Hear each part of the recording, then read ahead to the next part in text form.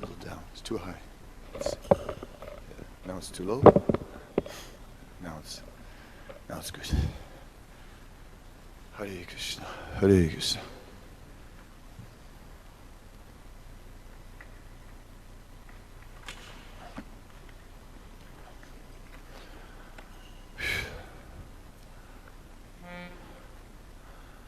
Jai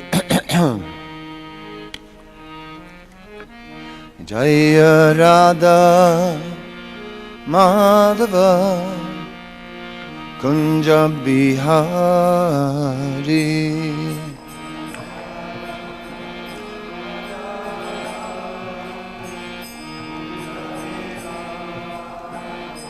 Jaya Radha Madhava Kunja Bihari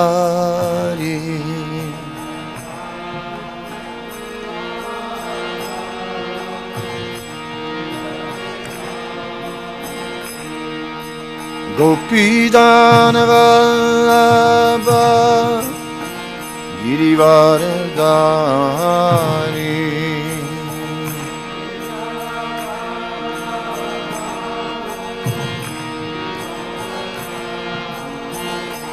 Jaya Gopidanavallabha Girivaradhari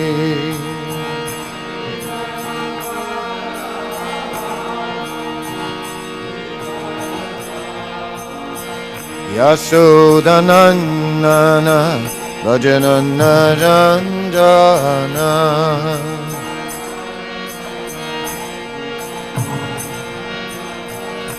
Yasodanandana Vajananaranjana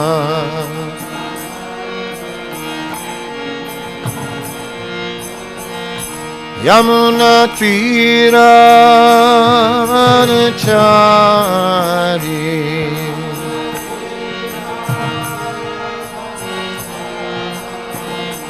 Jaya Radha Madhava Kunja Bihari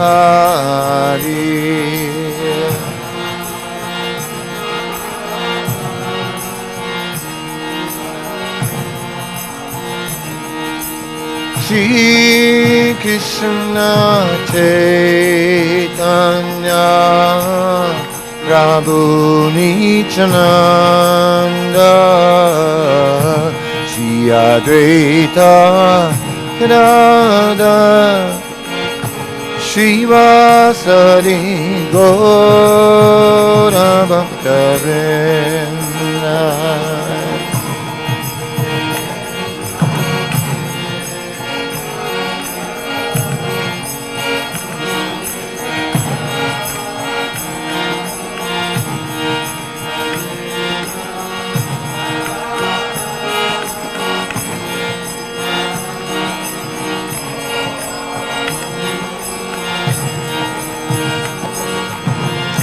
Hare Krishna, Hare Krishna, Krishna Krishna, Hare Hare, Hare Rama, Hare Rama, Rama Rama, Hare Hare.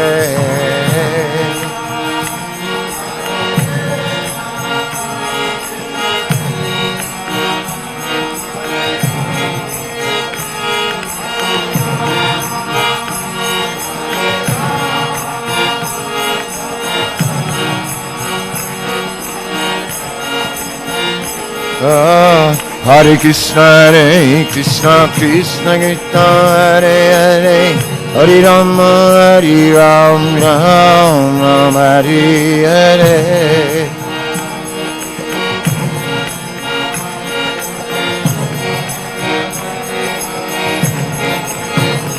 Jaya Prabhupada, Prabhupada, Prabhupada, Prabhupada.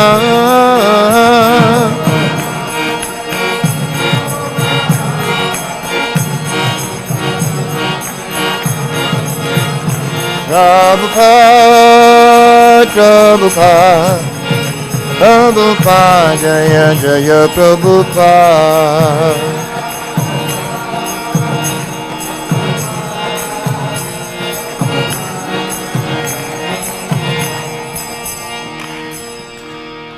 Srila Prabhupada ki jai, Harinam Sankirtan Yagi ki jai, Ananta Koti Vaishnava Vrinda ki jai.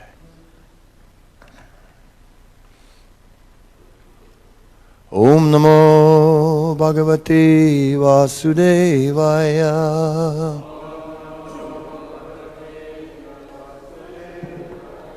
Om Namo Bhagavate Vasudevaya.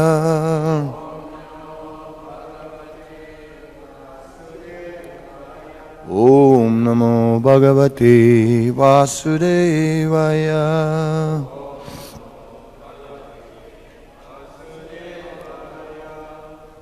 Maharaj, what's the verse? Ram Govinda Maharaj, what's the verse? Verse number 6. We're reading from Srimad Bhagavatam, 3rd canto, chapter 22, the marriage of Kadamba Muni and Devahuti, text number 6. Distya me Bhagavan dristu Durdarso yo kritatmanam Distya padarajaspristam Sirsna me bhavata shivam Distya me Bhagavan dristu Durdarso yo kritatmanam Distya padarajaspristam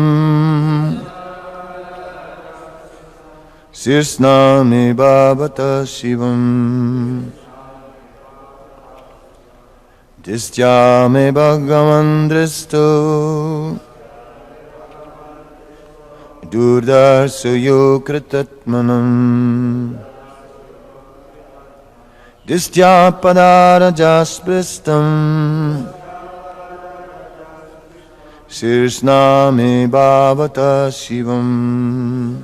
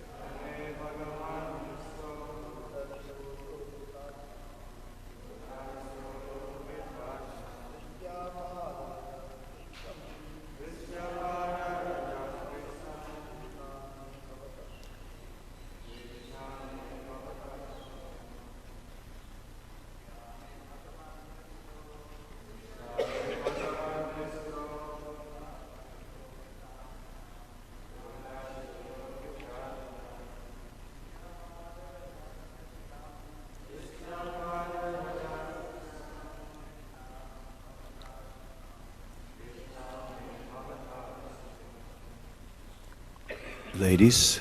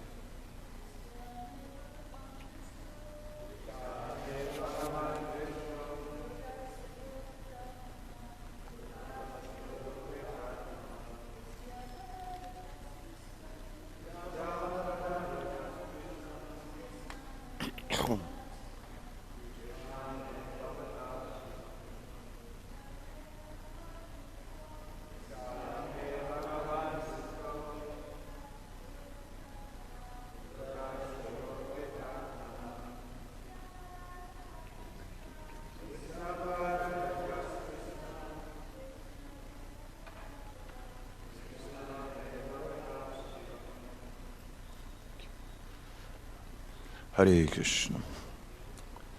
1 second. Distya, by good fortune, my Bhagavan, all-powerful, Drista is seen, Dudarshaha, not easily seen, Yaha, who, Akrita Atmanam, of those who have not controlled the mind and senses. Distya, by my good fortune. Padaracha, the dust of the feet. Spristam is touched. Sirshna, by the head. My. Bhavata, your. Shivam, causing all auspiciousness. Translation. It is my good fortune that I've been able to see you, for you cannot easily be seen by persons who have not subdued the mind or controlled the senses. I'm all the more fortunate to have touched with my head the blessed dust of your lotus feet. Purport. The perfection of transcendental life can be achieved simply by touching the holy dust of the lotus feet of a holy man. In the Bhagavatam, it is said, Mahatpada Rajo Bhishekam, which means to be blessed by the holy dust of the lotus feet of a Mahat, a great devotee. As stated in Bhagavad Gita, Mahatmanas too, those who are great souls, are under the spell of the spiritual energy, and their symptom is that they fully engage in Krishna consciousness for the service of the Lord. Therefore they are called Mahat, unless one is fortunate enough to have the dust of the lotus feet of a Mahatma on one's head. There is no possibility of perfection in spiritual life. The parampara system of disciplic succession is very important as a means of spiritual success. One becomes a Mahat by the grace of his Mahat, spiritual master. If one takes shelter of the lotus feet of a great soul, there's every possibility of one's also becoming a great soul. When Maharaj Rahugana asked Jat Bharat about his wonderful achievement of spiritual success, he replied to the king that spiritual success is not possible simply by following the rituals of religion or simply by converting oneself into a sannyasi or offering sacrifices as recommended in the scriptures. These methods are undoubtedly helpful for spiritual realization, but the real effect is brought about by the grace of a Mahatma. In Vishwanath Chakravarti Thakur's 8th stanza prayer to the spiritual master, it is clearly stated that simply by satisfying the spiritual master, one can achieve the supreme success in life. And in spite of executing all ritualistic performances, if one cannot satisfy the spiritual master, one has no access to spiritual perfection. Here the word akritatmanam is very significant. Atma means body, soul or mind. And akritatma means the common man who cannot control the senses or the mind.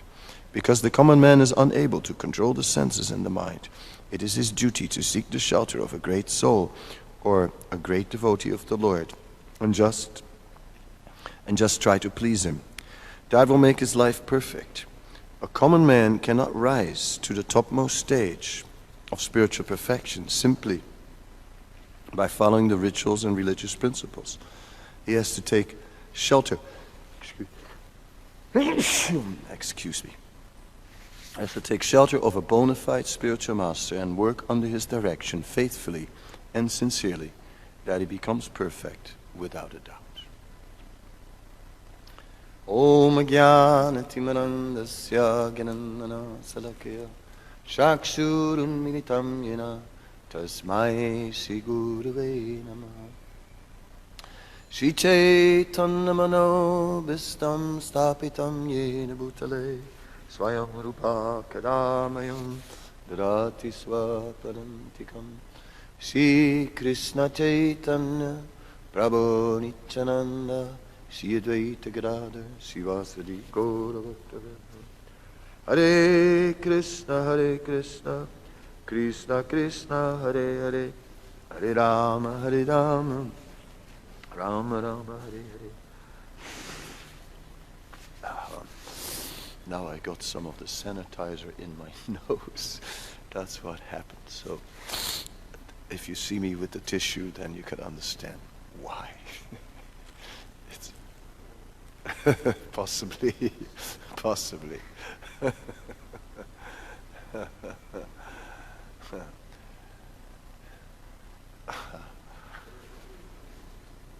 No, it's not a symptom of COVID, and that's right. And in this case, it's a symptom of sanitizer in the nose. Back to the Bhagavatam, which is transcendental to such trivial things as runny noses and even coronavirus. Here we see such a wonderful exchange between Vaishnavas. We see how the king, how Swayambhuva Manu is greatly pleased with the interactions with the sage. He feels greatly blessed. He has placed his head at the feet of the sage, and not only as a formality, as we sometimes hear that people say, well, Maharaj, I'm bowing down to you because I don't want to fast today. Because in that joke we hear many times, where scriptures say that if one doesn't bow down to a sannyasi, then one should fast for that day. No, but that is very external. What is transpiring here is something of a totally different nature.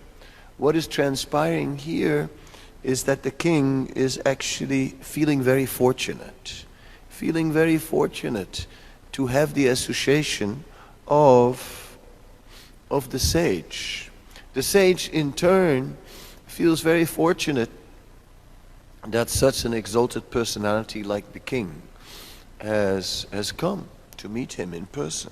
And he feels that in this way we see how Vaishnava relationships should function.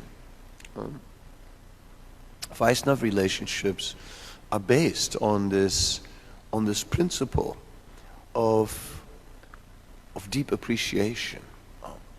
Devotional service is not only attracting Lord Krishna.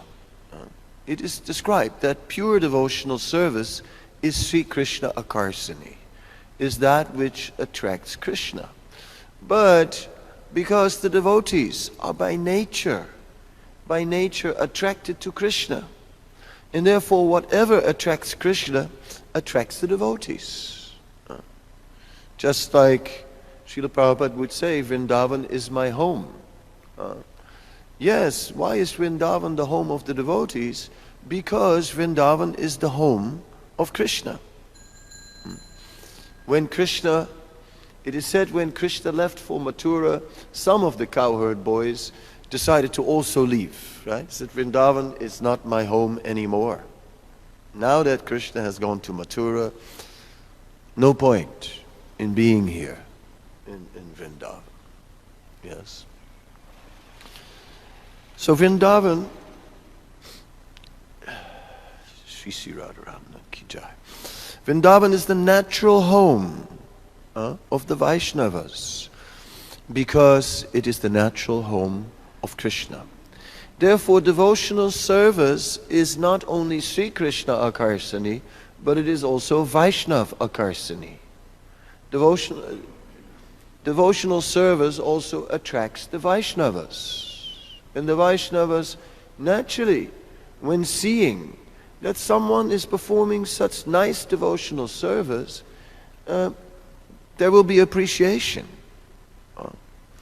And in this way, the exchanges between Vaishnavas, where one Vaishnav is expressing appreciation for the service of another, is not a mechanical process, which is only based on injunction of scripture, that one should offer due respect to the Vaishnavas and so on, and therefore, vanchakalpatarubhyacha. No, it is actually based on heartfelt, genuine appreciation. That is the foundation of Vaishnava relationships. Srimad Bhagavatam is very important because Srimad Bhagavatam is not only pointing at Krishna as the Supreme Personality of Godhead, but Srimad Bhagavatam gives us plenty of descriptions about the interactions of Vaishnavas as well and about their conduct. And by seeing the conduct of these personalities, we who are not accustomed to the culture of Vaishnava behavior actually get the opportunity to also cultivate Vaishnava behavior and to also learn to appreciate Vaishnavas. There are warnings in the Padma Purana, the 10 offenses in the matter of chanting the holy name are listed, and there are warnings. The first offense deals with Vaishnav Ninda, which is blaspheming the devotees. And it is said one should not blaspheme the devotees. That's the first offense against the holy name. All right. So that is a negative reminder, a prohibition. It is said that in spiritual life there are always both the positive injunctions and prohibitions. Like in the verse Smartavyam Satatam Vishnur Vismartavyo Najatu Sitsard Vidi Niseda Shur Etior Eva Kinkaram. There it is stated that one should always remember Krishna and never forget him. So we see we got to get a positive injunction and a prohibition. We should always remember Krishna and never forget him. And then Sarvavidi Nisedu Shur Etior Eva Kinkaram.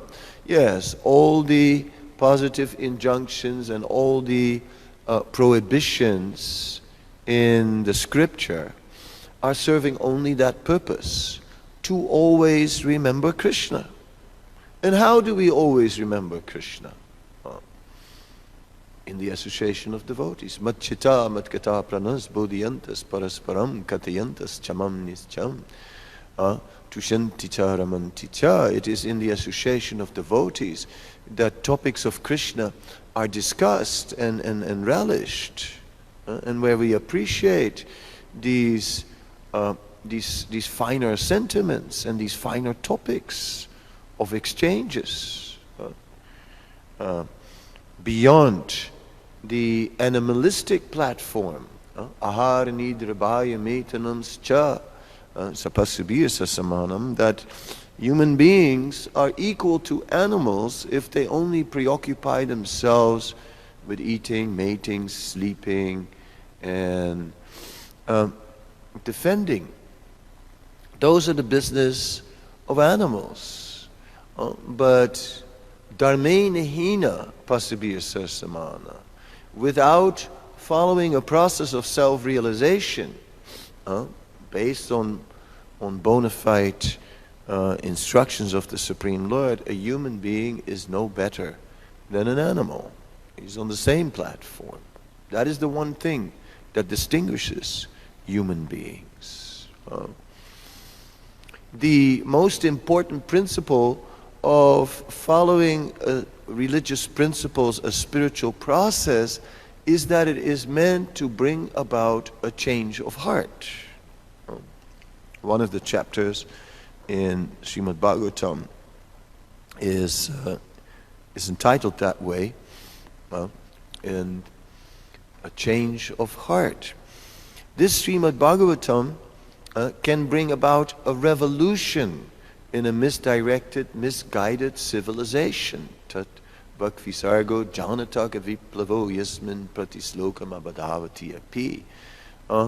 And simply by this Srimad Bhagavatam, namani natasi yason kitani yat srinvanti grinanti gayanti sadhava, it is heard and sung by men who are thoroughly honest. So yes, the Srimad Bhagavatam is making us sober. It makes us give up false dreams about manipulating the material energy for our personal enjoyment. It makes us realize that the real goal of life is not in this temporary domain, and therefore that even religious principles that are not aiming at eternal benefit, but religious principles that are simply performed to get some benefit for a temporary situation. Oh, please bless this house. Oh, please take away all trouble in my life. All right, let's do a little ritual so that we solve all our material problems. All that is condemned in Srimad Bhagavatam as Kaitava Dharma, as cheating religion. And the goal of Srimad Bhagavatam is clearly established as pure devotional service to Krishna. Savai pumso paro dharmo yato bhaktira dokshaje aitikti apatiyata yayatma supasidati. So this pure devotional service, uninterrupted, unmotivated, is the goal. And when we see that others are committed to that goal, then they are wonderful people, irregardless of their background, irregardless of who they were before. That has nothing to do with it. We see in the Vaishnava history, we see some personalities coming from a not a very good background.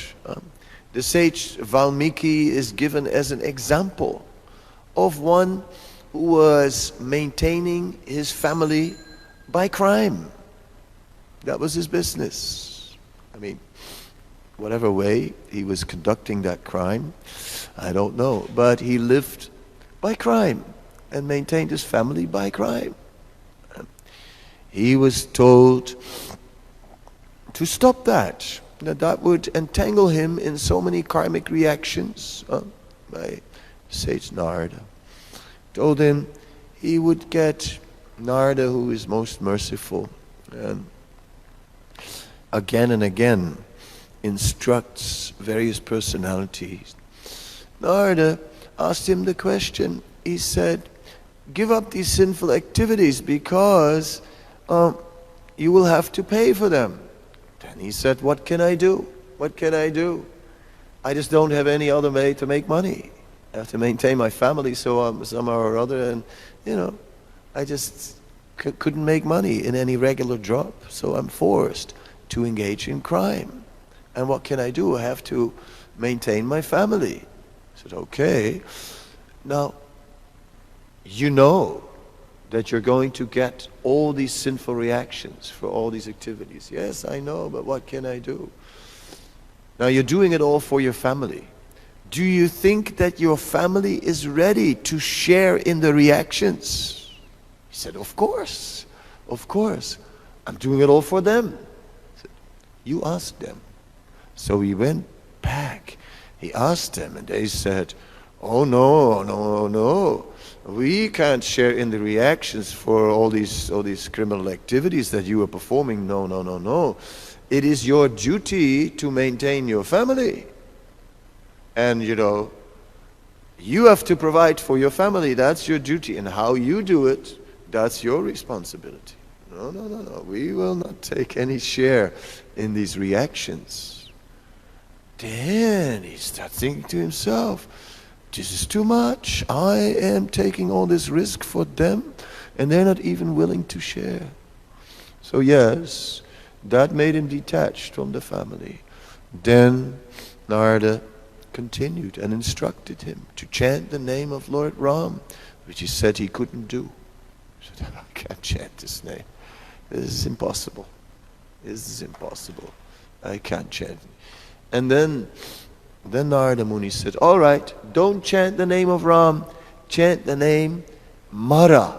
Just chant Mara. So Mar means to kill. So being a criminal, that he could do, that was something he could chant. Mar, Mar, Mar, Mar, Mar. So he's chanting Mara, Mara, Mara, Mara, Mara, Mara, Mara, Mara, Mara, Mara, Mara, and repeating it after each other, Mara, Mara, Mara, Mara. And of course, if you do that, it becomes Rama, Rama, Rama, Rama, Rama, Rama, Rama. So, in this way, he was tricked and elevated by the mercy of a Vaishnava. Bina Mahatpada Rajo Bhishekam. By the dust of the feet of a Vaishnava, by taking shelter of a Vaishnava, one cannot be delivered. Yasyat prasadat bhagavat prasado. It is by the mercy of the spiritual master that one can become elevated. So then he received the mantra in a tricky way, and he became elevated and became the great sage Valmiki.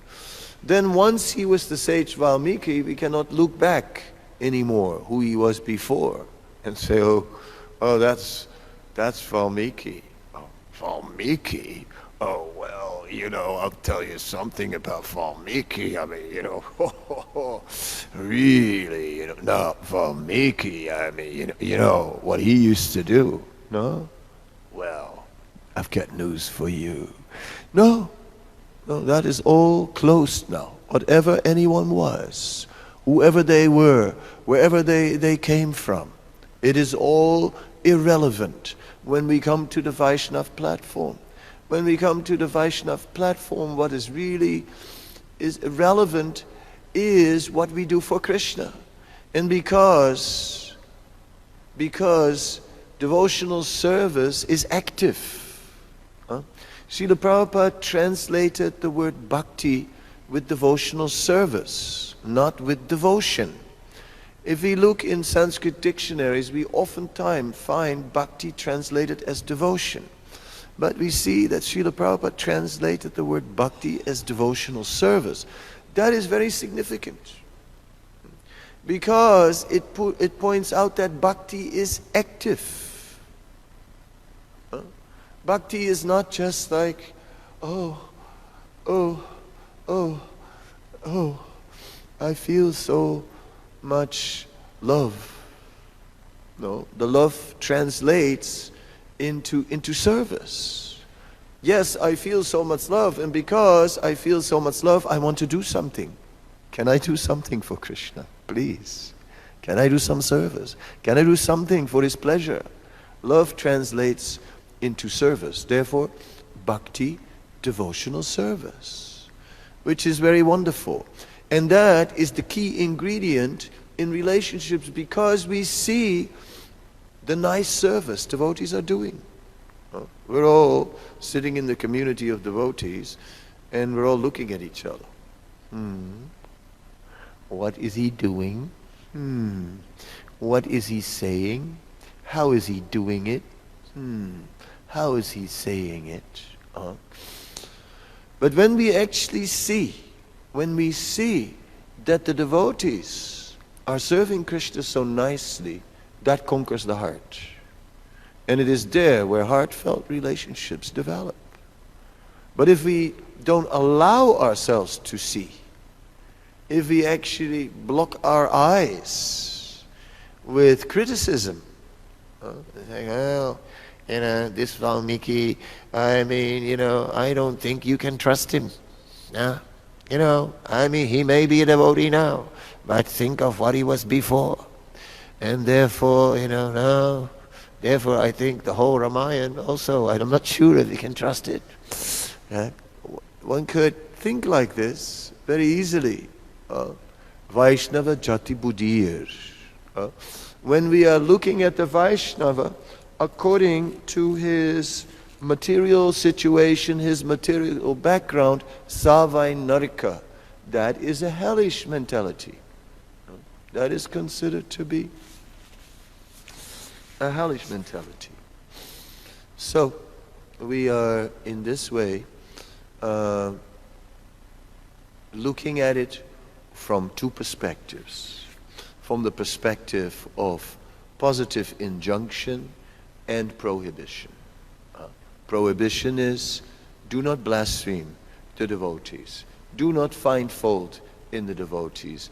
Do not judge the devotees by their previous background and so on. And the positive injunction is actually appreciate from the heart.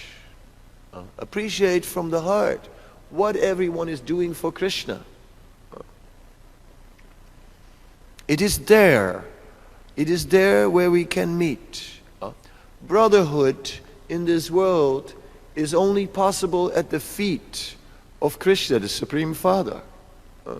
When we are all engaged in service to Krishna, then we can unite. Otherwise, how can we unite? Because everyone is different. Like I'm from the Netherlands. Now, the Netherlands is a very small country, extremely small, right?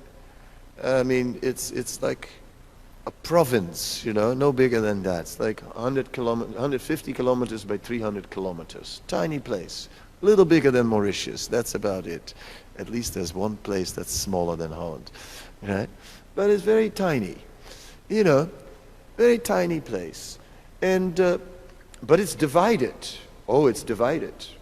There are rivers big rivers going in the middle of the river.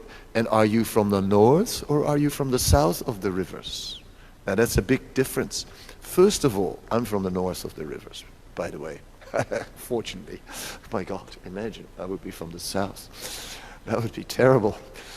The people from the south of the rivers, they speak different. They have, they have a soft G, yeah. Yad ut hut, yeah. Is everything okay? Hut, yad ut hut. And we from the north, we're looking at that like, oh God. Not only do they have a soft G, these people are a little soft upstairs. Yeah? And like this, there is this old rivalry, this tribal consciousness, this tribe, that tribe, right? This dog, that dog. This tribe looks at that tribe. This clan looks at that clan, right? And in Scotland, everyone had a skirt, and in the skirt would have a pattern. And each clan has its own pattern. Oh yes. And you can see to what clan someone belongs. Oh. And accordingly, you position yourself. They belong to that tribe. They belong to this tribe. This is a cats and dogs mentality. This is pasu buddhi. This is the intelligence of the animal. So to rise above this platform is possible, but it takes an exercise because, as I explained about the Netherlands, I hope I didn't offend someone. I probably did, because this is on the internet, going to the Netherlands. I'm trying very hard to appreciate soft G's. I really do. And it sounds so nice when they say Goranga, It brings out the soft aspect of Lord Chaitanya. So I really appreciate that. Anyhow, the point I'm trying to make is, by my illustrating a little bit of the Netherlands, I'm sure you can recognize it in your local area. The same thing. The same thing. There are people from the other village, and you know what? They're a bit strange, you know what I mean? They're from that village over the hill. I mean, they're okay, but a little strange. So this pasu buddhi, this mentality, which Prabhupada so often referred to as the mentality of cats and dogs. The mentality of cats and dogs is the mentality of the conditioned soul. So it's not surprising that we bring this into a Vaishnava community. Due to material conditioning, we bring some of this with us. And therefore, there are prohibitions. This is prohibited in the Vaishnava community. Vaishnava Ninda, prohibited, prohibited. One who is not pleased upon seeing a Vaishnava is condemned. In this way, Bhagavatam is now teaching us in the interactions, and therefore between the sage Kadamba Muni and the king Swayambhuva Manu. And by looking at their words and what they're saying and studying this chapter very carefully, we ourselves become lifted above small-mindedness, and we begin to develop some generosity, some sense of giving credit. It's so easy to look at differences between us and others. I can go around the room and I can see how everyone is different.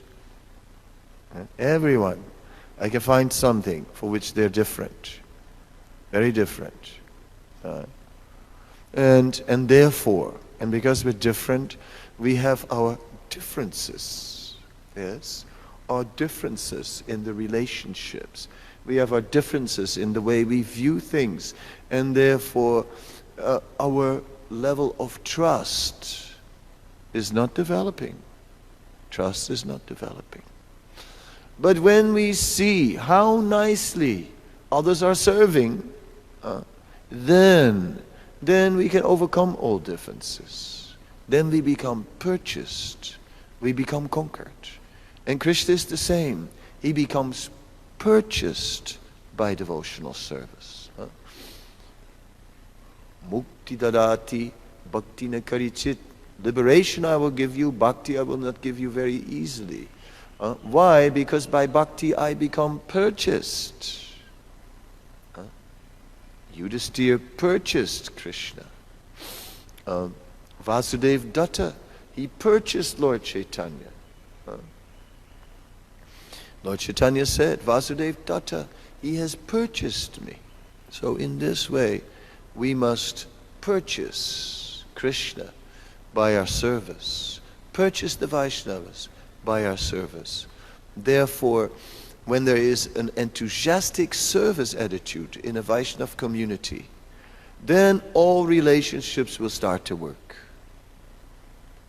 That's where it all begins, an enthusiastic service attitude. And therefore this time actually is a good time for building Vaishnava relationships, because we're now thrown back on a small group, where with a small community in lockdown, and the rest of the world is out there on the internet, in the ether. But with a small group that is actually here, now the small group somehow or other has to carry its weight. Everyone is doing their share, and that is actually a bonding factor. We'll see that actually the relationships in this era get an opportunity to deepen and to develop. And I already see it happening, actually.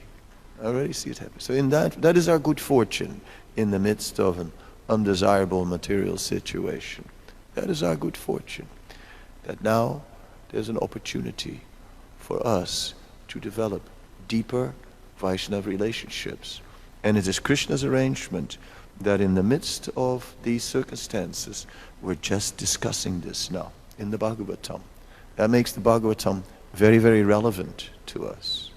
Of course, Bhagavatam is always relevant, but sometimes we cannot see it, how it is relevant. But now it's so easy to see how relevant this session of the Bhagavatam is to our present situation. Well, these are some of my thoughts today that I wanted to share with you. I thank you very much. Any comments? Any questions? Yeah. Shall we get the microphone? For the internet, it might help, Maharaj.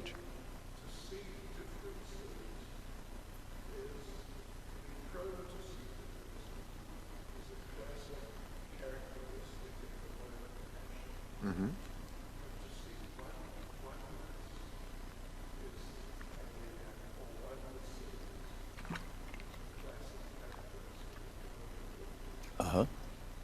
So Maharaj is saying to see difference is a classic example of the mode of passion, and to see oneness is a classic example of the mode of goodness. Yeah. Yeah. Yeah.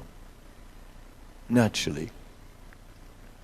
Because in the mode of passion is fruitive, and the mode of passion is by nature, everyone is very result-oriented on material goals. I want this, I want that. Yeah? And therefore, the world is seen as a world of competitors. There's a chair, but not everyone can sit on it. And everyone wants to sit on it, and now how are we going to get it? And, well, somehow or other,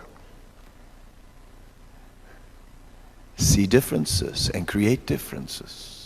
And we're all competing and fighting. Whereas in the mode of goodness, we are looking ultimately towards the Supreme Lord, and to the purpose of the Supreme Lord to be established on earth. And therefore, naturally, we are looking at oneness and not at division. What to speak of Vaishnavas? Right? It's like our whole life is about pleasing Krishna. It's not even about living happily in the material world. In the mode of goodness, there may be some sense of wanting to live happily in the material world. Vaishnavas don't even care about that. Vaishnavas care only about pleasing Krishna, at least the advanced ones. And so in the Vaishnava culture, even more so, only one purpose. Only one purpose. All the same purpose. Krishna's satisfaction. Anyone else? Okay, no mic apparently. If the question is not too long, I can repeat it.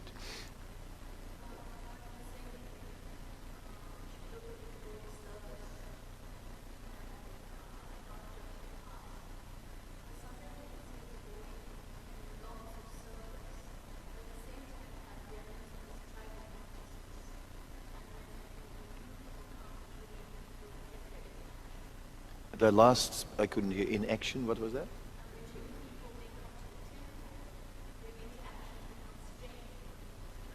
Okay. Okay, I'll try and repeat that. I spoke about that we should look at people's devotional service, that we not should look at their previous background. However, we do see that people bring back some into the Vaishnava community some of the elements of their previous background due to being still conditioned, and that can create disturbance in the personal interaction. Yes. Yes, that may occur. It is to be expected that people will bring their material conditioning with them in their hand luggage. That is to be expected. And therefore, as a community, the first premise is tolerance. that is required. If there's no tolerance in the Vaishnava community, how is it ever going to work? How are we ever going to be that movement which Srivas Thakur described, where he said that let the gotra, vardhanamiti, let this gotra increase, let this family increase. How could we increase the family of Vaishnavas if there was no tolerance and no understanding for that people might be bringing in some elements of past conditioning along with their sincere desire for devotional service and the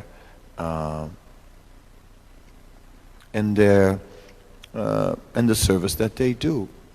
Now, if the situation is such that the conditioning of that previous background is very, very strong and it creates great havoc in the community of the Vaishnavas, then it may become difficult for a particular individual to live in the close proximity in a community of Vaishnavas. And such an individual may need to live in an individual situation and from there carry on with devotional service, but with support of the Vaishnava community. If we see sincerity in a person and we see at the same time a lot of influence of previous background, the community of Vaishnavas cannot just cut that person off, throw him out and and dump him in the garbage can, right? Or excommunicate that person because the person is still a devotee. Right? That devotee deserves some opportunity to continue devotional service, even if it doesn't mean living in the close community of Vaishnavas. But at least for everyone who shows sincerity in devotional service, even if they have many problems due to material conditioning, the lifeline of devotional service has to be kept intact. That is a proper response. How to put that into practice, that's difficult, and managers have a thankless task in figuring this out. And we as individuals also. On the one hand, we want to be tolerant.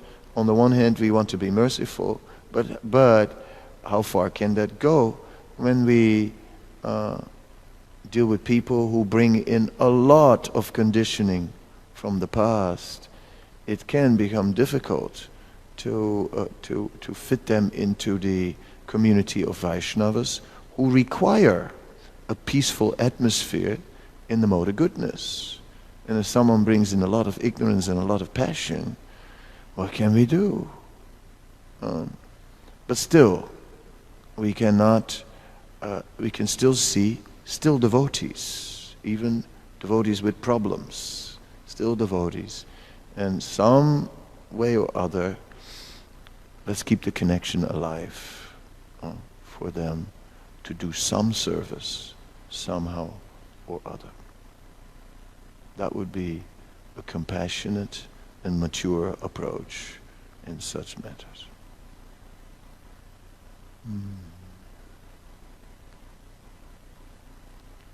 But if we have no tolerance at all, then how can we live together? Because everyone brings with them some false ego. And that's the difficult part to tolerate. It's easy if we would be living in a community where everyone is a pure devotee, like in the Bhagavatam. Then all you have to do is bow down and put your head at their feet and feel inspired. That would be very easy. It's a little more difficult when we got to deal with conditioned natures. But that is also required.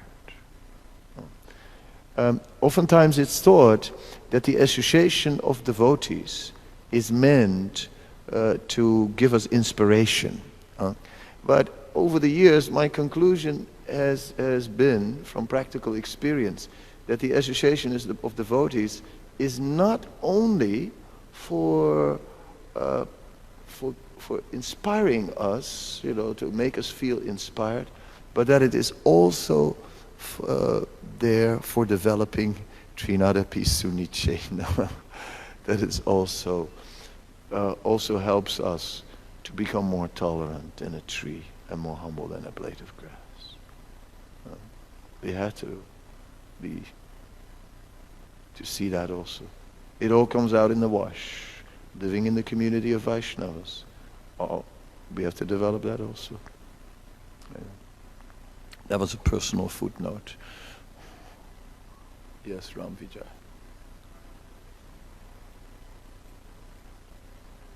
Speak a little louder because I'm deaf.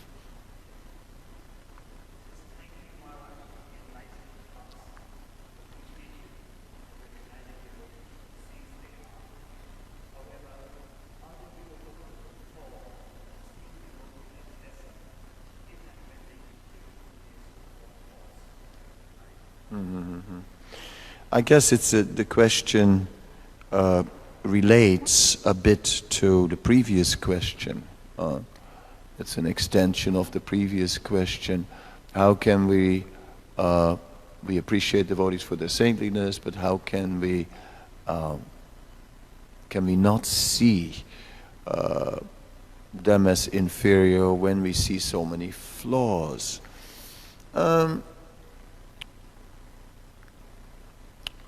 All we can do is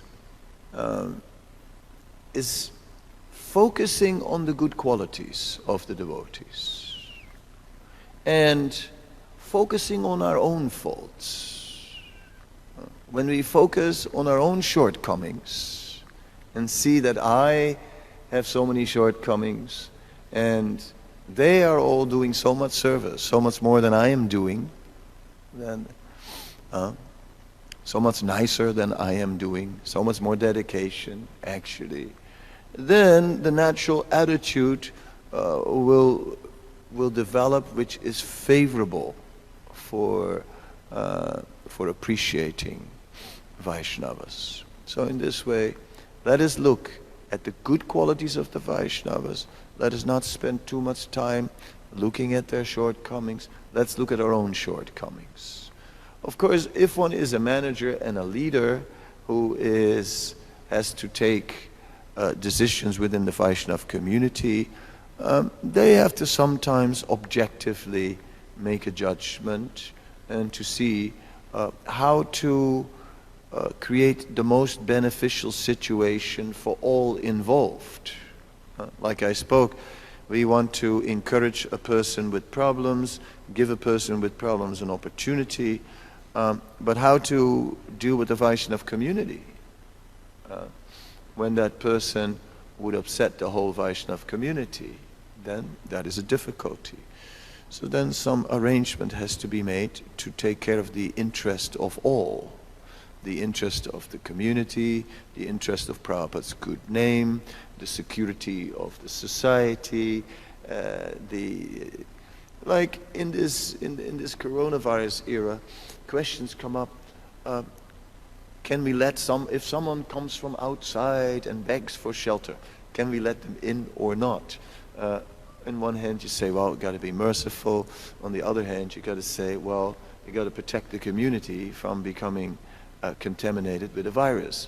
So what is then being merciful? So management has these difficult decisions to make. We ordinary folks, we don't have to worry about these things. Let the managers do it, and we bow down to their feet for taking that headache and for taking that position. It's dangerous to be a manager.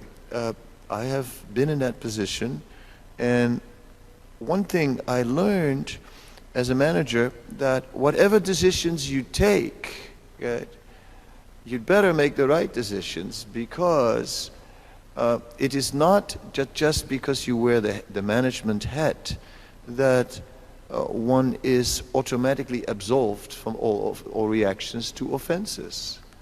Even as a manager, one has the duty to be very sensitive, and if one is not, and if inappropriately dealing with Vaishnavas, managers also get reactions, even if it's done in the name of management. So management is not something so desirable, but needs to be done. Needs to be done, and some people will have to come forward and do management. But most of us, we don't have to. So we can just focus on the good qualities of the Vaishnavas. Since I'm not a manager anymore, I'm everybody's friend. It's great. It's wonderful. Nowadays, it's great, Maharaj. I just go around and have to be everybody's friend. It's the best. I mean, I'm happily out of management. Hare Krishna. I think we'll end on a high note. Well, thank you very much. Srila Prabhupada Ki Jai.